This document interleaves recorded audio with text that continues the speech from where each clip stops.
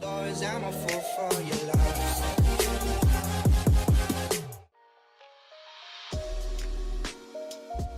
Hey y'all, welcome back to my channel. Today I'm going to try the very popular water drop art. So I'm going to transfer this into my sketchbook. You can draw by your hand or anything. I just took this from the internet. You can use aqua brush, syringes, like droppers, whatever you have with you. So I'm going to use ice tray for this because I have so many colors to mix. Camlin watercolor tubes. So keep in your mind that watercolor dries lighter, so intensify the color as we need right now.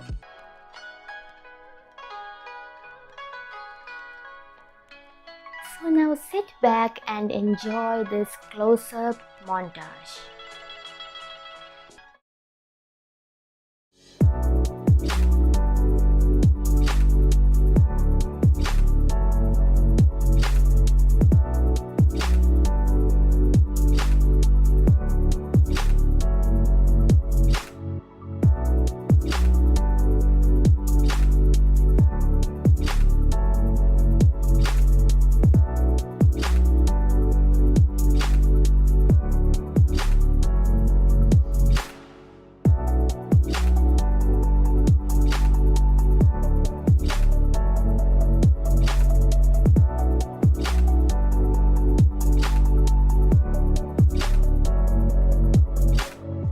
So I'm going to take another paper and tape it down to my table.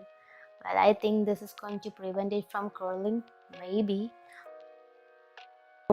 I'm just drawing these random shapes and just filling the whole paper. Now no turning back, just do it.